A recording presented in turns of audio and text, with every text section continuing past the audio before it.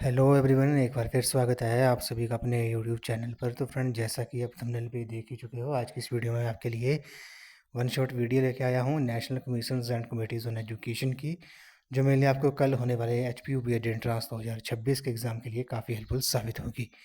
तो फ्रेंड्स, अगर आप H P U B Ed entrance 2026 की तैयारी कर रहे हो और कंप्लीट स्टडी मटेरियल अगर आप परचेज़ करना चाहते हो PDF फॉर्म में, तो मात्र आपने ₹99 जो है वो पेड करने हैं। पेमेंट जो है वो आपने दिए हुए नंबर 9816270168 नंबर पर आपने पेमेंट कर देनी है।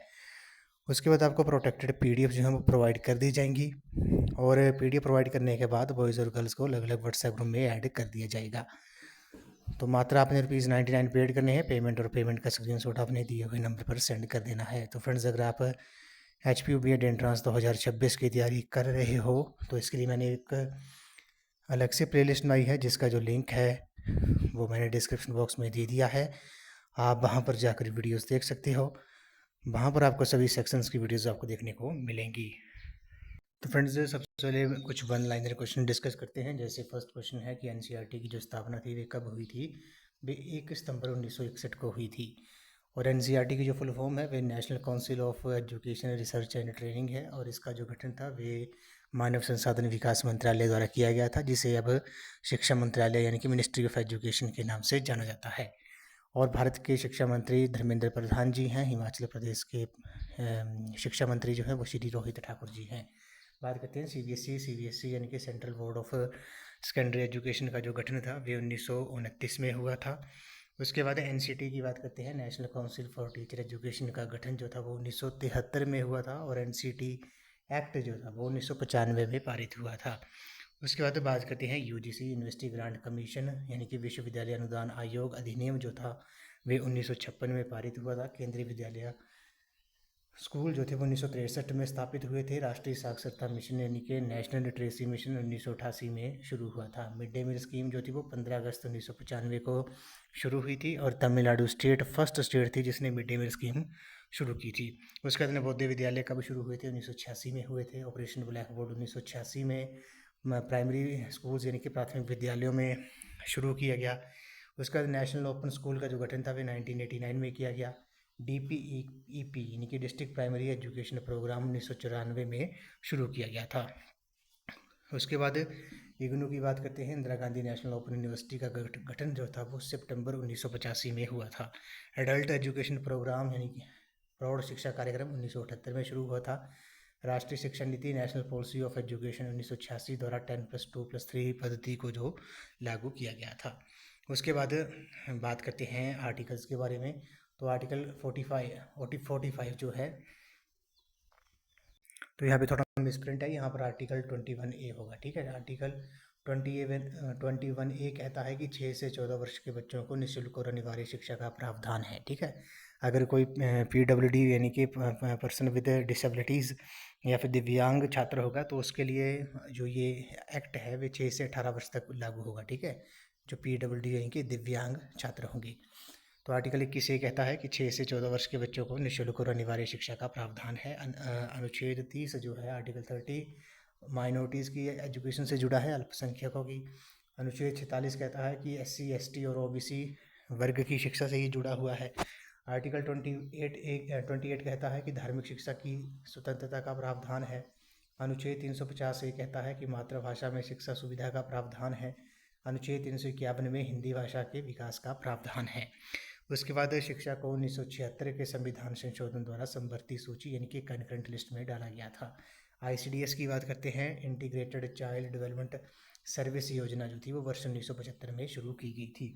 उसके बाद ECCE यानी कि early childhood care and education शाला पूर्व शिक्षा से संबंधित है। शैशव पूर्व देखभाल एवं शिक्षा मुख्य रूप से 3 से 6 वर्ष के बच्चों से जुड़ी हुई है। उसके बाद एजुकेशन सैटेलाइट जिसे एडोसेट के नाम से जाना जाता है, ये वर्ष 2004 में लॉन्च हुआ था। VHU की स्थापना 1915 में मदन मोहन मालवीय ने की थी। JB वाटसन को बिहेवियरिज्म का जनक कहा जाता है।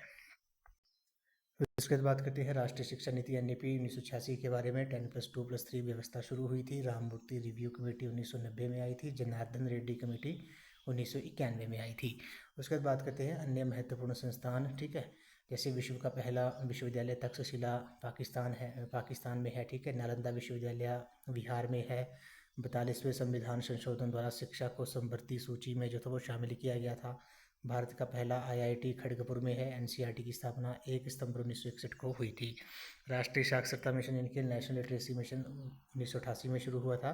UGC गठित हुआ था 1956 में। NCF लागू हुआ था 2005 में। नेशनल करिकुलम फ्रेमवर्क इसकी फुल फॉर्म है। सर्व शिक्षा अभियान 2000 में। VHU की स्थापना 1915 में मदन मोहन मालवीय ने की थी। 1857 में भारत के पहली 3 यूनिवर्सिटी जो थी वो कलकत्ता, बम्बई और मद्रास यूनिवर्सिटी थी। पंतनगर में प्रथम कृषि विद्यालय एग्रीकल्चर यूनिवर्सिटी 1960 में शुरू हुई थी। भारत के प्रथम शिक्षा मंत्री जो थे वो शिक्षा मंत्री मौलाना अबुल कलाम आज़ाद थे। मिड डे मील स्कीम 15 अगस्त 1995 को शुरू हुई थी। तमिलनाडु स्टेट पहली स्टेट थी जिसने ये शुरू किया था। केंद्रीय विद्यालय स्कूल 1963 में, नवोदय स्कूल 1986 में, ऑपरेशन ब्लैक बोर्ड भी 1986 में शुरू हुआ था। नेशनल ओपन स्कूल 1989 में शुरू हुए थे। DPEP जिला प्राथमिक शिक्षा कार्यक्रम यानी कि डिस्ट्रिक्ट प्राइमरी एजुकेशन प्रोग्राम 1994 में शुरू हुआ था। उसके बाद इग्नू जो था वो सितंबर 1985 में शुरू हुई थी। Indira Gandhi national open university. राष्ट्रीय प्रौढ़ शिक्षा कार्यक्रम 1978 में शुरू हुआ था। अनुच्छेद 21 ये कहता है कि 6 से 14 वर्ष तक के बच्चों को निःशुल्क शिक्षा की व्यवस्था करता है। आर्टिकल 45 कहता है कि 6 वर्ष तक के बच्चों की पूर्व प्राथमिक शिक्षा से संबंधित है। ICDS 2 अक्टूबर 1975 को शुरू हुआ था। एडुसेट 2004 में। और शिक्षा का अधिकार राइट टू एजुकेशन यानी कि RT एक्ट 2009 जो था वो 1 अप्रैल 2010 में पूरे भारत में लागू हुआ था। उसके बाद बात करते हैं कमीशन कमेटियाँ जो शिक्षा से संबंधित थी। पहले बात करते हैं आज़ादी से पहले की। तो 1835 में बेंटिक मैकॉले प्रारूप ने भारत में अंग्रेजी को शिक्षा का माध्यम बनाया था। बोर्ड डिस्पैच 1854 में आया था। स्टेनली डिस्पैच 1859 में आया था। हंटर आयोग 1882 में आया था। भारतीय विश्वविद्यालय आयोग 1902 में आया था। गोखले वेल 1911 में आया था। कलकत्ता विश्वविद्यालय आयोग जिसे सैंडलर आयोग के नाम से भी जानते हैं, ये वर्ष 1917 में आया था। हार्टो कमेटी 1929 में आई थी। सप्रो कमेटी 1934 में आई थी। वर्धा स्कीम जो थी, वर्धा प्रस्ताव जो था महात्मा गांधी द्वारा, ये 1937 में लाया गया था। बुनियादी शिक्षा बेसिक एजुकेशन पर इसने बल दिया था। एबटवुड रिपोर्ट 1937 में आई थी। सार्जेंट रिपोर्ट जो थी वो 1944 में आई थी। उसके बाद स्वतंत्रता के बाद कमेटियों की बात करते हैं। ताराचंद कमेटी 1948 में। विश्वविद्यालय शिक्षा आयोग जिसे राधाकृष्णन आयोग के नाम से भी जाना जाता है, ये 1948 में आया था। माध्यमिक शिक्षा आयोग जिसे मुदालिर कमीशन के नाम से भी जाना जाता है, ये 1952 में आया था। दुर्गाबाई देशमुख कमेटी 1958 में आई थी जिसने महिला शिक्षा पर जो था वो बल दिया था। श्री प्रकाश कमेटी ये धार्मिक नैतिक शिक्षा पर इन्होंने प्रमुख बल दिया था। 1959 में ये अपॉइंट हुई थी। 1966 में इसने रिपोर्ट सबमिट की थी। हंसा मेहता कमेटी 1961 में आई थी। 1962 में इसने अपनी रिपोर्ट जो थी वो सबमिट की थी। उसके बाद एक कोठारी कमीशन काफ़ी इंपॉर्टेंट है। इसे भारतीय शिक्षा आयोग के नाम से भी जाना जाता है। 1964 में इसे अपॉइंट किया गया था इस कमीशन को। और 1966 में जो थी इसने अपनी रिपोर्ट जो थी वो सबमिट की थी। और इसके आयोग के जो अध्यक्ष थे वे कौन थे? वे श्री दौलत सिंह कोठारी जी थे। उसके बाद बात करते हैं कुछ इम्पोर्टेंट बोर्ड्स के बारे में। जैसे कैब जिसे सेंट्रल जिसकी जो फुल फॉर्म है वे आपकी central advisory board of education है। शिक्षा के क्षेत्र में केंद्रीय व राज्य सरकारों को परामर्श देने के लिए गठित सर्वोच्च संस्था है। इसका गठन 1920 में किया गया था। 1923 में व्यय में यानी कि खर्चे में कमी लाने के लिए इसे भंग कर दिया गया था। 1935 में इसे पुनः गठित किया गया और ये बोर्ड 1994 तक अस्तित्व में रहा। जुलाई 2004 में कैब का पुनर्गठन किया गया। पुनर्गठन के बाद इसकी पहली बैठक 10 और 11 अगस्त को आयोजित की गई। बोर्ड में विभिन्न विषयों के विद्वानों के अतिरिक्त लोकसभा और राज्यसभा के सदस्यगण, राज्य एवं केंद्र शासित प्रदेशों के प्रतिनिधि इस बोर्ड के सदस्य होते हैं।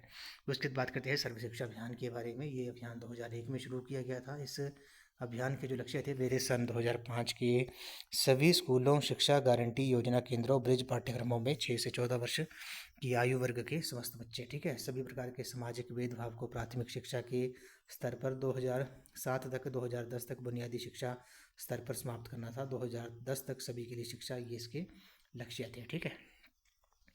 उसके बाद मिड डे मील स्कीम की बात करते हैं। ये योजना 15 अगस्त 1995 को शुरू हुई थी और इसमें मेन जो है वो तमिलनाडु स्टेट जो थी वो पहली स्टेट थी जिसने मिड डे मील स्कीम जो थी वो लॉन्च की थी। ठीक है, इसके बारे में हम ज़्यादा डेप्थ में नहीं जाएंगे।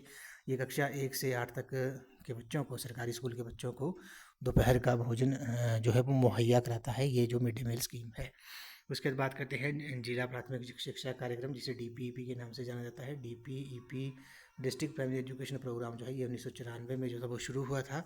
और इस परियोजना में जो खर्चा है, व्यय है, वे 85% केंद्र सरकार और शेष 15% राज्य द्वारा वहन किया जाता है। वर्तमान में जो है वो ये 9 राज्यों के 123 जिलों में चल रहा है। उसके बाद बात करते हैं राष्ट्रीय अध्यापक शिक्षा परिषद यानी कि NCET, national council for teacher education. इसकी स्थापना अगस्त 1995 में हुई थी। इसका लक्ष्य पूरे देश में अध्यापक शिक्षा प्रणाली का नियोजित एवं समन्वित विकास करना था। इस परिषद के कुछ कार्य अध्यापक शिक्षा कार्यक्रमों के लिए स्तरों का निर्माण करना, अध्यापक शिक्षा संस्थानों को मान्यता प्रदान करना, अध्यापकों की नियुक्ति के लिए न्यूनतम शैक्षणिक योग्यताएं तय करना है। परिषद की जो 4 क्षेत्रीय समिति है वे जयपुर, बेंगलोर, भुवनेश्वर और भोपाल में गठित की गई हैं। बात करते हैं राष्ट्रीय साक्षरता मिशन एनएलएम के बारे में। इसकी स्थापना 1988 में की गई थी। इसका उद्देश्य 2007 तक 15 से 35 वर्ष तक के आयु वर्ग के निरक्षर लोगों को साक्षरता प्रदान करना था। और ये संपूर्ण साक्षरता अभियान, उसके बाद ये संपूर्ण साक्षरता मिशन जो है वो 100 जिलों में लागू है, जबकि साक्षरता पश्चात कार्यक्रम 177 जिलों में क्रियान्वित है। केंद्रीय प्रौढ़ शिक्षा निदेशालय राष्ट्रीय साक्षरता मिशन में शैक्षिक व तकनीकी संसाधन का सहयोग देता है। उसके बाद बात करते हैं केंद्रीय भारतीय भाषा संस्थान। इसकी स्थापना 1969 में हुई थी। ठीक है, केंद्रीय विद्यालय संगठन केवीएस स्कूल 1963 में इसकी स्थापना हुई थी। इसमें नए छात्रों के दाखिलों में क्रमशः 15% और 7.5% सीटें एससी और एसटी के छात्रों के लिए आरक्षित हैं। इन वर्गों के छात्रों में 12वीं कक्षा तक किसी प्रकार का शिक्षण शुल्क नहीं लिया जाता है। नवोदय विद्यालय जो थे वो 1986 में इसकी स्थापना हुई थी। ठीक है, और एससी एसटी के छात्रों के पक्ष में आरक्षण संबंधित जिला में उनकी आबादी के हिसाब से इस प्रकार दिया जाता है कि वे 22.5% के राष्ट्रीय औसत यानी कि 15% एससी और 7.5% एसटी के से किसी भी प्रकार कम ना हो। अधिकतम को मिलाकर 50% से अधिक ना हो। एनसीईआरटी की स्थापना जो थी वो 1 सितंबर 1961 को हुई थी। ठीक है, ये आपने याद रखना है। यूजीसी की बात करते हैं। यूजीसी की स्थापना 28 दिसंबर 1953 को हुई थी। संसद के एक अधिनियम द्वारा 1956 में इसे एक वैधानिक निकाय जो था वो बनाया गया था। ये विश्वविद्यालय शिक्षा हेतु समन्वय मानदंडों के निर्धारण और अनुसरण करने वाली राष्ट्रीय संस्था है। और ये केंद्र एवं राज्य सरकार तथा उच्च शिक्षा प्रदान करने वाली संस्थाओं के बीच समन्वय कराने वाली संस्था के रूप में कार्य करता है। इग्नू की बात करते हैं। इग्नू की स्थापना सितंबर 1985 में हुई थी। और इग्नू ने 26 जनवरी 2001 को एक शैक्षिक चैनल ज्ञान दर्शन की शुरुआत की थी, जो अब 24 घंटे का चैनल है। ठीक है, अपने याद रखना है। इग्नू ने अपने कार्यक्रम जो थे वो कब शुरू किए थे? 1987 में प्रारंभ किए थे और अभी तक 117 कार्यक्रम जो हैं वो चलाए गए हैं। नेशनल बुक ट्रस्ट की बात करते हैं। नेशनल बुक ट्रस्ट की जो स्थापना थी वो 1957 में की हुई थी। मानव संसाधन विकास मंत्रालय के अधीन हुई थी। एक स्वायत्तशासी संगठन है। ठीक है, और ये हर दूसरे वर्ष नई दिल्ली में विश्व पुस्तक मेले का आयोजन करता है, जो एशिया और अफ्रीका का सबसे बड़ा पुस्तक मेला है। ठीक है, ये आपने याद रखना है। उसके बाद बात करते हैं लॉर्ड मैकॉले के विचार के बारे में। तो लॉर्ड मैकॉले का विचार जो था वो 1835 में आया था। लॉर्ड मैकॉले भारतीयों को एक ऐसी श्रेणी बनाना चाहते थे जो खून और रंग में भारतीय परंतु रुचि, विचार, नैतिक रूप से तथा सूझ से अंग्रेज हो या अंग्रेजों जैसे हो। लॉर्ड विलियम बेंटिक इस तथ्य के पक्ष में था कि ब्रिटिश सरकार का मुख्य मकसद यूरोपियन सभ्यता फैलाने हेतु शिक्षा को अंग्रेजी माध्यम से शुरू करना और उसी में विज्ञान का विकास करना होगा।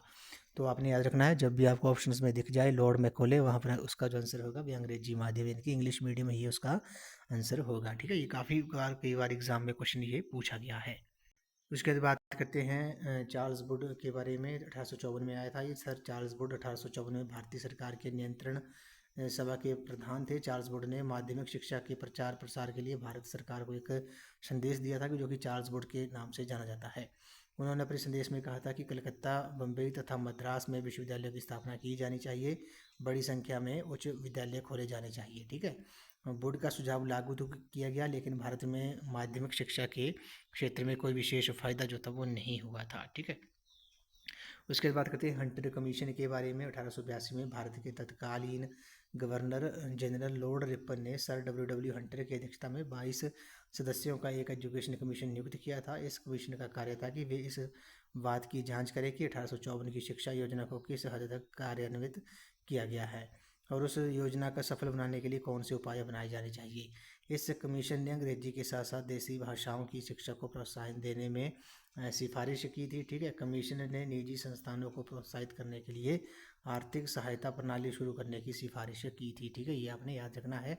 उसके बाद बात करते हैं यूनिवर्सिटी कमीशन 1902 में आया था। इस प्रयोग के सुझाव के अनुसार माध्यमिक स्कूल यूनिवर्सिटी शिक्षा के तहत आने चाहिए। 1904 में भारतीय विश्वविद्यालय अधिनियम के द्वारा माध्यमिक स्कूलों की विश्वविद्यालय से मान्यता अनिवार्य कर दी गई थी।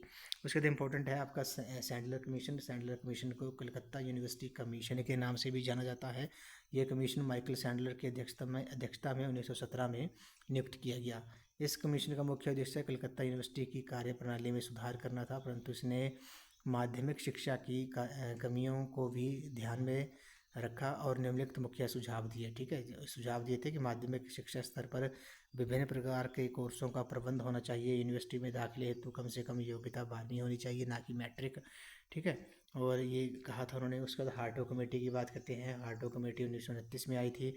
सन 1929 में शिक्षा प्रणाली का पुनर्वलोकन करने के लिए हार्टो कमेटी का गठन किया गया और इस कमेटी ने भारतीय शिक्षा प्रणाली में कई त्रुटियां ढूंढी। माध्यमिक शिक्षा अधिकतर मैट्रिकुलेशन परीक्षा द्वारा प्रभावित या हावी होती थी। काफ़ी संख्या में मैट्रिक की परीक्षा में छात्रों के फेल होने के कारण उनका समय और धन की बर्बादी होती थी। ठीक है, हार्टो कमेटी आपने याद रखना है। उसके बाद सप्रू कमेटी की बात करते हैं। सप्रू कमेटी 1934 में आई थी। ये कमेटी यूपी सरकार ने बेरोजगारी की समस्या का अध्ययन करने के लिए गठित की गई थी। ठीक है, इसमें ज़्यादा इसमें नहीं जाएंगे। ठीक है, सप्रू कमेटी जो थी वो यूपी सरकार ने गठित की थी। उसके बाद एबट वुड रिपोर्ट की बात करते हैं। ये 1937 में आई थी। ठीक है, एबट वुड रिपोर्ट भारत सरकार ने मिस्टर एबट और एच.एस. वुड के अधीन एक कमेटी का गठन 1933 में किया। कमेटी ने अपनी रिपोर्ट जो थी वो 1937 में प्रस्तुत की थी। कमेटी ने सुझाव दिया था कि व्यवसायिक या वोकेशनल संस्थाएं बहुतकनीकी स्कूलों और एकेडमिक कोर्सों के समानांतर स्थापित करनी चाहिए। सार्जेंट रिपोर्ट 1944 में आई थी। Sir John sergeant central advisory board of education के चेयरमैन थे। 1944 में उन्होंने शिक्षा में सुधार के लिए कुछ सुझाव दिए। ठीक है, सार्जेंट रिपोर्ट नर्सरी से विश्वविद्यालय स्तर की शिक्षा प्रणाली की समस्याओं के हल के बारे में था। ठीक है, और उनकी सिफारिशें थी कि उच्च विद्यालय कोर्स की अवधि 6 वर्ष होनी चाहिए। उच्च विद्यालय 2 प्रकार के हो चाहिए, एकेडमिक उच्च विद्यालय, तकनीकी उच्च विद्यालय, शिक्षा का माध्यम मातृभाषा होनी चाहिए। ठीक है, ये सब सार्जेंट रिपोर्ट ने कहा था। स्वतंत्र भारत में शिक्षा का विकास। ठीक है, इसके बारे में थोड़ा बात कर लेते हैं। जैसे विश्वविद्यालय शिक्षा आयोग, इसका गठन जो था वो 1948 में हुआ था। इसके आयोग के जो अध्यक्ष थे वे डॉक्टर सर्वपल्ली राधाकृष्णन जी थे। ठीक है, ये आपने याद रखना है। कमीशन ने शिक्षा से संबंधित प्रमुख समस्याओं का गहन अध्ययन किया और उनके समाधान हेतु उचित सुझाव दिए। ये आपने याद रखना है। और इसी कमीशन की सिफारिश के फलस्वरूप सन 1953 ईस्वी में सरकार ने यूजीसी की स्थापना की। इसका उद्देश्य उच्चतर शिक्षा के स्तर को सुनिश्चित करना तथा विकास के लिए बनाई गई योजनाओं को क्रियान्वित करने के लिए विश्वविद्यालय को अनुदान देना है। ठीक है, उसके बाद सेकेंडरी एजुकेशन कमीशन, यानी जिसे मुदालिर कमीशन के नाम से भी जाना जाता है, 1952 में ये आया था। और यूनिवर्सिटी शिक्षा आयोग ने सेकेंडरी शिक्षा को भारतीय शिक्षा प्रणाली की सबसे कमज़ोर कड़ी बताया था। इसलिए भारत सरकार ने 1952 में सेकेंडरी शिक्षा आयोग का गठन किया। इस आयोग के अध्यक्ष डॉक्टर ए लक्ष्मण स्वामी मुदालियर थे, जो कि मद्रास यूनिवर्सिटी के वाइस चांसलर थे। ठीक है, ये आपने याद रखना है। उसके बाद इसके जो सुझाव थे वे थे आपके उच्च माध्यमिक प्रणाली का संस्थापन, विविधता उत्पन्न करने वाले कोर्स, त्रिभाषा फॉर्मूला, शिक्षण विधियों में सुधार, पाठ्य पुस्तकों में सुधार, परीक्षा प्रणाली में सुधार, इमारत और उपकरणों में सुधार। ठीक है, ये इसकी सिफारिशें थी। उसके बाद हम बात करते हैं जो मुखिया है वह आपका कोठारी कमीशन है, जिसे भारतीय शिक्षा आयोग के नाम से भी जाना जाता है। भारतीय शिक्षा कमीशन का गठन 1964 में भारत सरकार ने किया था। इस कमीशन के अध्यक्ष डॉक्टर दौलत सिंह कोठारी थे। इसे कोठारी कमीशन के नाम से भी जाना जाता है। इस कमीशन का कार्य शिक्षा के राष्ट्रीय ढांचे और आम सिद्धांतों तथा नीतियों के बारे में शिक्षा के प्रत्येक स्तर और पहलू के विकास के लिए सुझाव प्रस्तुत करने थे। कमीशन ने 29 जून 1966 को अपनी रिपोर्ट जो थी वो प्रस्तुत की थी। ठीक है, ये आपने याद रखना है। और इसमें जो मेन पॉइंट है वे आपका है कि इस कमीशन ने अपनी रिपोर्ट को एजुकेशन एंड नेशनल डेवलपमेंट शीर्षक जो था प्रदान किया था। कमीशन ने 10+2+3 शिक्षा का ढांचा संपूर्ण देश में अपनाए जाने की भी सिफारिश की थी। शिक्षा को उत्पादकता से जोड़ा जाए, ये भी इस कमीशन ने कहा था। उसके बाद राष्ट्रीय शिक्षा नीति 1968 की बात करते हैं। भारत में 1968 को राष्ट्रीय नीति को स्वतंत्रता के बाद शिक्षा के इतिहास में महत्वपूर्ण स्थान प्राप्त है। वर्तमान और भविष्य के लिए शिक्षा का एक अद्वितीय निवेश है। ये मूलभूत सिद्धांत शिक्षा की राष्ट्रीय शिक्षा नीति की कुंजी है। शिक्षा की राष्ट्रीय नीति एक सामान्य शिक्षात्मक ढांचे की परिकल्पना करती है। शिक्षा का ये ढांचा अब देश के सभी भागों में प्रचलित है और ये ढांचा है 10+2+3। समानता को बढ़ावा देने के लिए सभी प्रकार के समान अवसर प्रदान की जाने की आवश्यकता है। ये ज्ञान कोर पाठ्यक्रम तथा द्वारा अर्जित किया जाएगा। उसके बाद बात करते हैं राष्ट्रीय शिक्षा नीति 1986 के बारे में। ठीक है, राष्ट्रीय शिक्षा नीति 1986 इस कमेटी का जो शीर्षक था वह था शिक्षा की चुनौती, एक नीति दस्तावेज। तो कमेटी ने अपनी रिपोर्ट में शिक्षा को व्यंग्य न मानकर एक निवेश माना है। सर्वप्रथम इस नई शिक्षा नीति की घोषणा भारत के तत्कालीन प्रधानमंत्री राजीव गांधी ने 5 जनवरी 1985 को राष्ट्र के नाम अपने प्रसारण में की थी। इस नीति के अनुसार शिक्षा के द्वारा मस्तिष्क और आत्मा की आज़ादी, वैज्ञानिक दृष्टिकोण एवं राष्ट्रीय सद्भावना को विकसित किया जाता है। और रिपोर्ट में 10+2+3 शिक्षा प्रणाली संपूर्ण देश में बनाई जाने की जो थी वो बात कही गई थी राष्ट्रीय शिक्षा नीति 1986 में। अब जो है NEP 2020 है जो है वो इम्प्लीमेंट हो गई है 2020। और NEP 2020 का जो स्ट्रक्चर है वह है आपका 5+3+3+4। ठीक है, ये आपकी स्ट्रक्चर है NEP 2020 का। ठीक है, ये आपने पैटर्न जो आपसे एग्जाम में पूछ सकते हैं, काफ़ी इंपॉर्टेंट है, पहले भी पूछा गया है।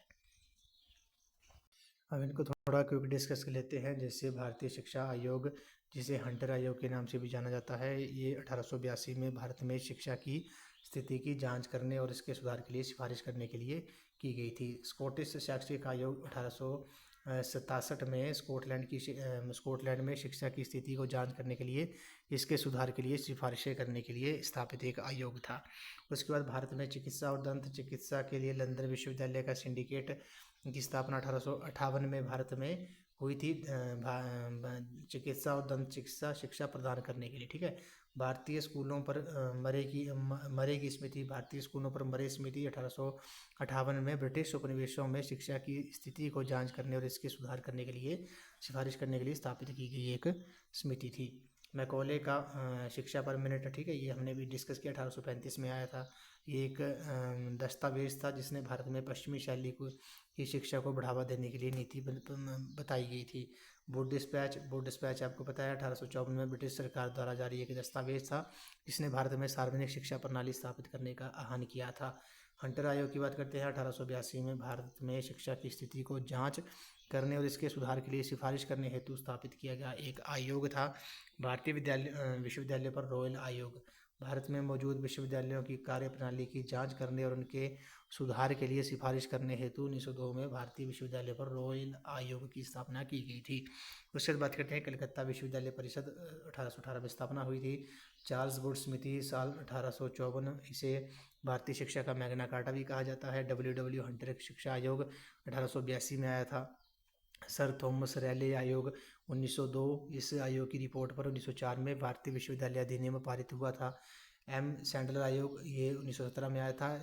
शिक्षा को 12 वर्ष करने का सुझाव दिया था। इसे कलकत्ता यूनिवर्सिटी कमीशन के नाम से भी जाना जाता है। सर फिलिप हार्डोक समिति की बात करते हैं, सन 1929, इसमें व्यावसायिक व औद्योगिक शिक्षा पर इसने जोर दिया था। सर जॉन सार्जेंट रिपोर्ट 1944 में आई थी। इसमें 6 से 11 साल की उम्र तक के बच्चों को निःशुल्क व अनिवार्य शिक्षा की बात कही गई है। उसके बाद करते हैं स्वतंत्रता के बाद बनी शिक्षा समितियाँ और आयोग। डॉक्टर सर्वपल्ली राधाकृष्णन आयोग 1948 में बना था, यूजीसी की स्थापना की थी। मुदालिर कमीशन 1952 में, इसे माध्यमिक शिक्षा आयोग भी कहा जाता है। दौल सिंह कोठारी आयोग 1964 में आया था, ठीक है। राष्ट्रीय शिक्षा नीति पर पुनर्विचार 1986 में, ठीक है। और 1952 में एक सजग व मानवतावादी समाज के लिए शिक्षा का इस्तेमाल, इसे आचार्य राममूर्ति समिति भी कहा जाता है।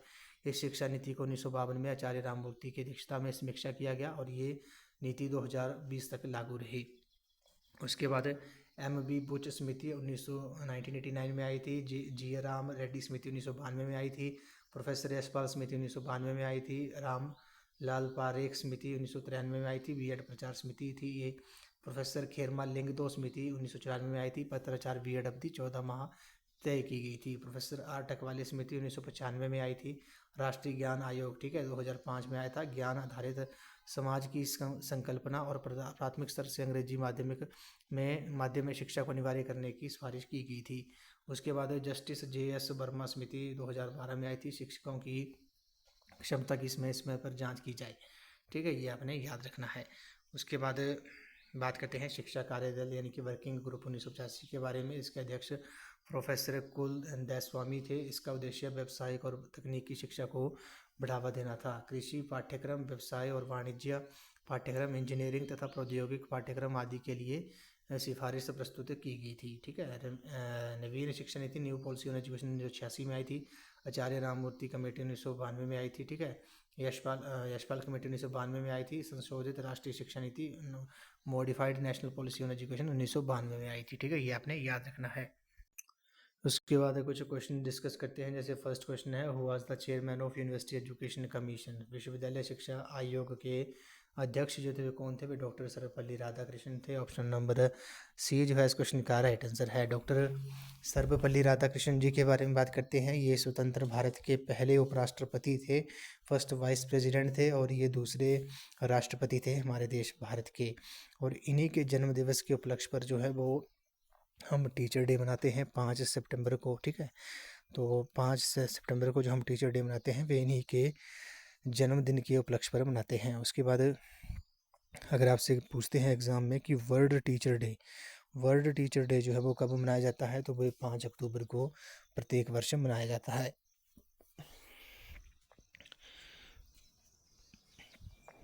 नेक्स्ट क्वेश्चन पे चलते हैं। अगले क्वेश्चन में बोला गया है कि the secondary education commission is also known as. तो सेकेंडरी एजुकेशन कमीशन को और किस नाम से जानते हैं? अभी हमने डिस्कस किया, इसे मुदालिर कमीशन के नाम से जाना जाता है। नेक्स्ट क्वेश्चन में चलते हैं। बोला गया Kothari commission was appointed in. तो कोठारी कमीशन जो था वो 1964 में जो था इसे अपॉइंट किया गया था। 1966 में इसने अपनी रिपोर्ट जो थी वो सबमिट की थी। नेक्स्ट बात करते हैं which commission recommended the 10+2+3 pattern. तो ये रिकमेंड किया था किसने? कोठारी कमीशन ने। दौलत सिंह कोठारी जो थे इस कमीशन के अध्यक्ष थे। नेक्स्ट बात करते हैं the slogan of the Kothari commission was. तो इसका जो स्लोगन था वो क्या था? एजुकेशन एंड नेशनल डेवलपमेंट जो था वो इसका स्लोगन था। नेक्स्ट बात करते हैं Hunter commission was established in. तो हंटर कमीशन जो था इसका गठन कब हुआ था? 1882 में हुआ था। नेक्स्ट बात करते हैं हंटर कमीशन मैंने डील विद। तो हंटर कमीशन जो था वो किससे संबंधित था? मुख्य रूप से ये आपका प्राइमरी एजुकेशन यानी कि प्राथमिक शिक्षा से संबंधित था। नेक्स्ट बात करते हैं Sadler commission was related to. Sadler आयोग किससे संबंधित था? सैंडलर आयोग जो था वो आपका यूनिवर्सिटी कमीशन के से संबंधित था। और सैंडलर कमीशन को और किस नाम से जाना जाता है ये भी आपने याद रखना है। इसे कलकत्ता यूनिवर्सिटी एजुकेशन कमीशन के नाम से जाना जाता है, कलकत्ता विश्वविद्यालय आयोग के नाम से। उसके बाद सैंडलर कमीशन कब अपॉइंट हुआ था? वर्ष 1917 में अपॉइंट हुआ था। हार्डो कमेटी का गठन कब हुआ था? 1929 में हुआ था, ठीक है। हार्डो कमेटी ने किस पर बल दिया था? तो ये इन्होंने दिया था क्वालिटी ऑफ एजुकेशन की जो शिक्षा की जो गुणवत्ता पर जो था इन्होंने काफ़ी बल दिया था।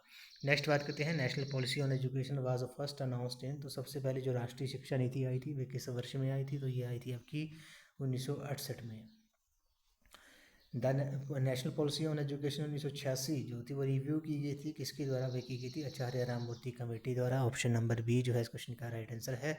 अगले प्रश्न पे चलते हैं। The national knowledge commission was chaired by. तो राष्ट्रीय ज्ञान आयोग के जो अध्यक्ष थे वे कौन थे? वे सैम पित्रोदा थे। ऑप्शन नंबर बी जो है इस क्वेश्चन का राइट आंसर है।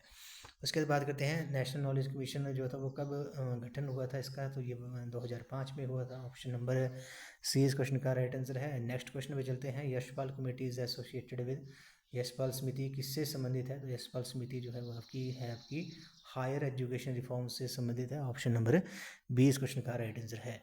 अगले प्रश्न चलते हैं। Which commission is known as the education commission, education commission जो था वे कोठारी कमीशन को एजुकेशन कमीशन के नाम से भी जाना जाता है। ऑप्शन नंबर सी जो है इस क्वेश्चन का राइट आंसर है। अगले प्रश्न चलते हैं। The chairman of the Kothari commission was, तो चेयरमैन जो थे कोठारी कमीशन के वे कौन थे, वे दौलत सिंह कोठारी थे। ऑप्शन नंबर ए जो है इस क्वेश्चन का राइट आंसर है।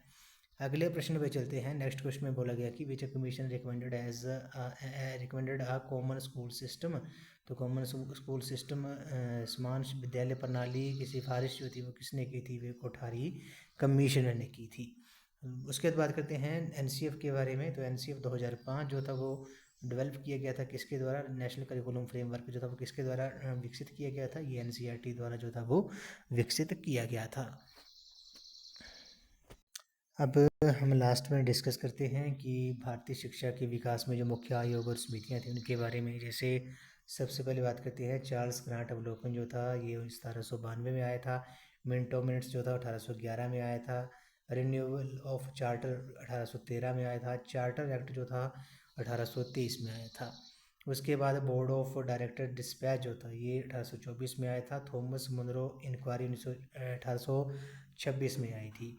उसके बाद विलियम एडम्स 3 रिपोर्ट जो थी वो एजुकेशन पे 1834 में अपॉइंट की गई थी। 1838 में रिपोर्ट सबमिट की थी। लॉर्ड मैकॉले 1835 में आया था। डिक्लेरेशन ऑफ एजुकेशन पॉलिसी 1835 में की गई थी। लॉर्ड ऑकलैंड मिनट 1839 में आया था। लॉर्ड हार्डिंग डिक्लेरेशन 1844 में। थॉमस प्लान 1855 में। बोर्ड डिस्पैच जो था वो 1854 में आया था। स्टेनली डिस्पैच 1859 में आया था। हंटर कमीशन जो था वे 1882 में आया था। बॉर्लर रिपोर्ट 1889 में आई थी।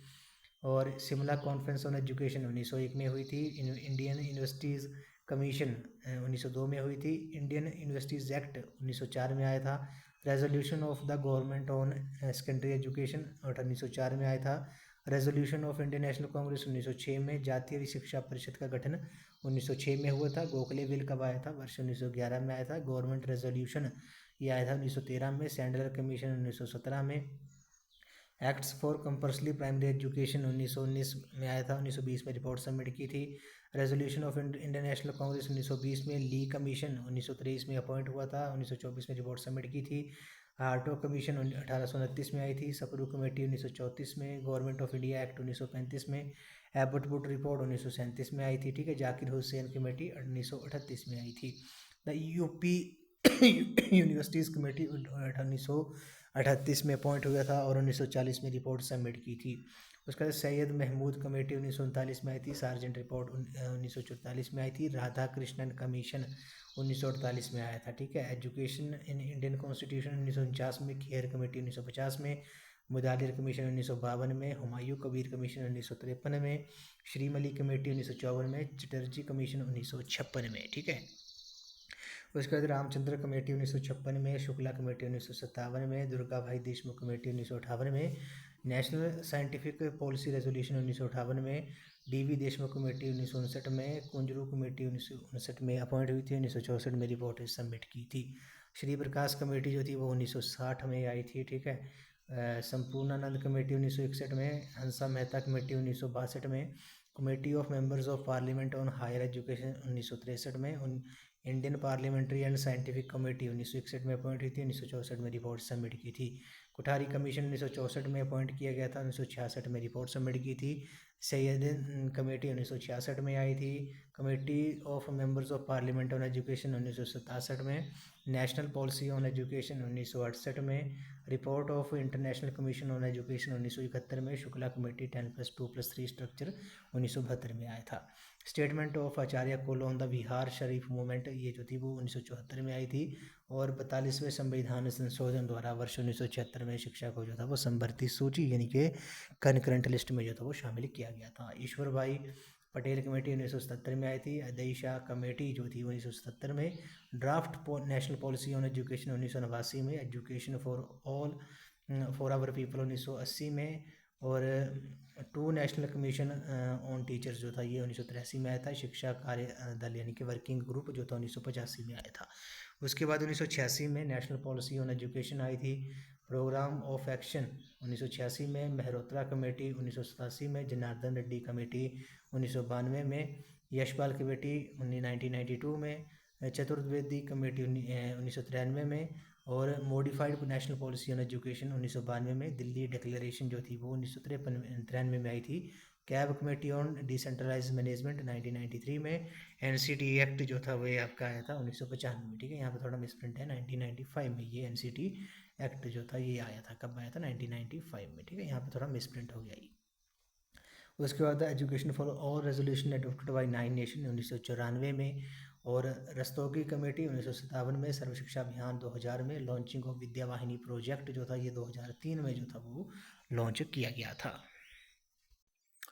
उसके बाद बात करते हैं भारतीय विश्वविद्यालय अधिनियम जो था वो कब पारित हुआ था? ये 1904 में पारित हुआ था। ऑप्शन नंबर सी इस क्वेश्चन का राइट आंसर है। किस वर्ष 42वां संविधान संशोधन शिक्षक और संवृत्ति सूची में समाविष्ट करने हेतु जो था वो किया गया था? तो ये वर्ष 1976 में। ठीक है, उसके बाद बात करते हैं ऑपरेशन ब्लैक बोर्ड की बात करते हैं। ऑपरेशन ब्लैक बोर्ड कार्यक्रम का जो उद्देश्य था वे आपका प्राथमिक विद्यालयों में शिक्षा के लिए बुनियादी सुविधाएं जुटाना। ठीक है, एक शिक्षक वाले विद्यालय में एक और शिक्षक की व्यवस्था करना, सभी स्तर पर गणित व विज्ञान की पढ़ाई का स्तर ऊंचा उठाना। तीनों ऑप्शन सही हैं, तो ऑप्शन नंबर डी जो है इस क्वेश्चन का राइट आंसर हो जाएगा। उसके बाद डैश का विकास प्रोवेल का सबसे महत्वपूर्ण शैक्षणिक योगदान था। तो किंडरगार्टन का जो विकास था वे प्रोवेल का सबसे महत्वपूर्ण शैक्षणिक योगदान था। ठीक है, ये आपने याद रखना है। उसके बाद करते हैं एनसीएफ के बारे में, नेशनल करिकुलम फ्रेमवर्क के बारे में। ये जो था वर्ष 2005 में जो था वो लागू हुआ था। प्राचीन काल में बिहार में निम्नलिखित में से कौन सा विश्वविद्यालय था? तो विक्रमशिला था। ठीक है, ऑप्शन बी जो है इस क्वेश्चन का राइट आंसर है। उसके बाद करते हैं सर्व शिक्षा अभियान के बारे में। सर्व शिक्षा अभियान जो था वो कब शुरू हुआ था? ये वर्ष 2001 में ही शुरू हुआ था। उसके बाद बात करते हैं भारत में सभी केंद्रीय विश्वविद्यालयों के लिए एक ही एक्ट की सिफारिश जो थी वो किस कमेटी ने की थी? वे AN पठान कमेटी ने की थी कि भारत की जितनी भी सेंट्रल यूनिवर्सिटीज़ हैं उनके लिए एक ही एक्ट की सिफारिश जो थी वो इस कमेटी ने की थी। उसके बाद बनारस हिंदू विश्वविद्यालय की स्थापना मदन मोहन मालवीय ने की थी। ठीक है, उसके बाद अब भारतीय संविधान निम्नलिखित में से किस आयु वर्ग के बच्चों को निःशुल्क और अनिवार्य शिक्षा का प्रावधान करता है? तो 6 से 14 वर्ष तक के बच्चों के लिए, और जो दिव्यांग छात्र हैं, दिव्यांग बच्चे होंगे उनके लिए 6 से 18 वर्ष तक के बच्चों को जो है वो निःशुल्क और अनिवार्य शिक्षा का प्रावधान करता है। मदरसे जो थे वो आधार रहे थे, किसके रहे थे? हायर एजुकेशन के, उच्च शिक्षण के। उसके बाद मैकॉले प्रारूप जो था वो लिखा गया था कब? 1835 में। ऑप्शन नंबर डी इस क्वेश्चन का राइट आंसर है। उसके बाद बात करते हैं निम्नलिखित में से कौन सा सही सुमेलित नहीं है? तो यहाँ पर ऑप्शन सही होगा सैंडलर आयोग जो था, सैंडलर आयोग जो था वो 1917 में जो था वो अपॉइंट किया गया था। इसे कलकत्ता यूनिवर्सिटी कमीशन के नाम से भी जाना जाता है। भारतीय विश्वविद्यालय अधिनियम 1904 में आया था। हंटर आयोग 1882 में, बुनियादी शिक्षा की जो वर्धा स्कीम थी वह 1937 में आई थी। उसके बाद बात करते हैं किस अस्पताल श्रृंखला ने 7 सितारा हाल ही में शुरू किया था? तो वे फोर्टीज़ ने। उसके बाद विश्व का सर्वप्रथम विश्वविद्यालय जो था वह कौन था? तो वे था आपका तक्षशिला जो कि प्रेजेंट में पाकिस्तान देश में स्थित है। उसके बाद बात करते हैं भारत में अंग्रेजों द्वारा स्थापित प्रथम विश्वविद्यालय कौन सा था? तो वह आपका कलकत्ता था। 1947 तक भारत में कुल कितनी यूनिवर्सिटीज़ थी? काफ़ी इंपॉर्टेंट है। तो ये थी आपकी 21 थी। ठीक है, ऑप्शन सी इस क्वेश्चन का राइट आंसर है। उसके बाद बात करते हैं निम्नलिखित में से किसी ने भारतीय विश्वविद्यालय शांति निकेतन में पढ़ाई नहीं की? तो डॉक्टर BC रॉय। ठीक है, ये बंगाल के पूर्व मुख्यमंत्री थे। नेक्स्ट बात करते हैं भारत का सर्वप्रथम कृषि विश्वविद्यालय किस वर्ष से शुरू हुआ था? तो ये 1960 में हुआ था। नेक्स्ट बात करते हैं Jamia Millia university was founded by, तो ये किसकी तरफ फाउंड की गई थी? ये जाकिर हुसैन द्वारा जो था वो फाउंड की गई थी। उसके बाद बात करते हैं भारत के प्रथम शिक्षा मंत्री जो थे वो कौन थे? तो मौलाना अबुल कलाम आज़ाद जो थे वो भारत के पहले शिक्षा मंत्री थे। उसके बाद बात करते हैं बुनियादी शिक्षा यानी कि बेसिक एजुकेशन की जो वर्धा स्कीम थी, योजना को किसने प्रस्तावित किया था? तो ये महात्मा गांधी जी ने। ऑप्शन नंबर सी जो है इस क्वेश्चन का राइट आंसर है। उसके बाद भारत में प्रथम होम्योपैथी विश्वविद्यालय स्थापित किया गया था कहाँ पर? तो ये राजस्थान में। ऑप्शन नंबर बी जो है इस क्वेश्चन का राइट आंसर है। उसके बाद बात करते हैं Al Azhar University, famous Islamic study centre है। ये कहाँ पर है? ये तो ये कायरो में है, जो कि मिस्र यानी कि इजिप्ट देश की जो है ये राजधानी है। ऑप्शन नंबर ए जो है इस क्वेश्चन का राइट आंसर है। उसके बाद बात करते हैं हैलीवेरी स्कूल जो है वो कहाँ पर है? तो ये हर्टफोर्ड इंग्लैंड में है। ये 1862 में शुरू हुआ था। 1882 ईस्वी के किस कमीशन ने उच्च शिक्षा के लिए सरकारी सहायता कम करने की सिफारिश की थी? तो हंटर कमीशन ने। कभी एक बार कभी एक बौद्ध विश्वविद्यालय के लिए प्रसिद्ध रहा तक्षशिला अब किस देश में है? तो ये आपका पाकिस्तान में है। बनारस हिंदू विश्वविद्यालय के संस्थापक कौन थे? पंडित मदन मोहन मालवीय जी थे।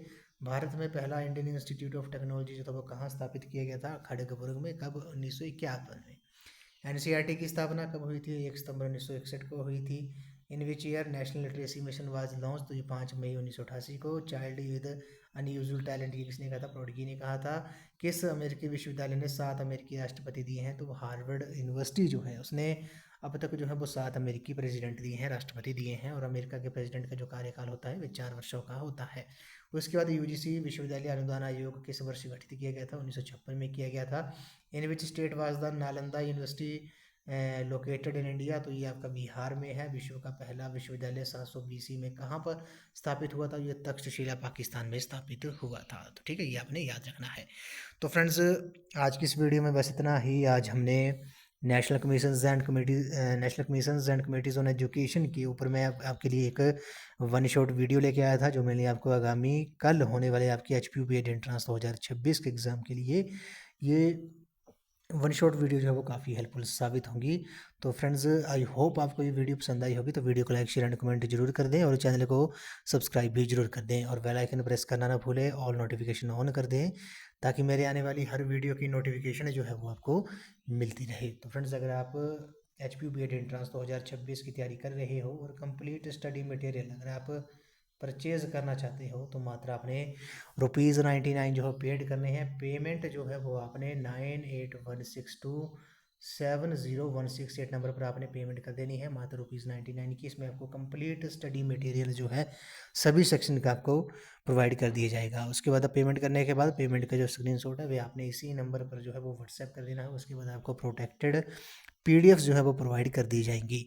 PDF प्रोवाइड करने के बाद बॉयज़ और गर्ल्स को अलग अलग व्हाट्सएप ग्रुप में ऐड कर दिया जाएगा और उन व्हाट्सएप ग्रुप में आपको free of cost up to date time to time important content और मटेरियल HPUB एंट्रेंस के रिलेटेड आपको वहाँ पर प्रोवाइड कर दिया जाएगा। तो मात्र आपने ₹99 जो है वो पेड करने हैं। पेमेंट और पेमेंट का जो स्क्रीनशॉट है भी आपने दिए हुए नंबर पर सेंड कर देना है।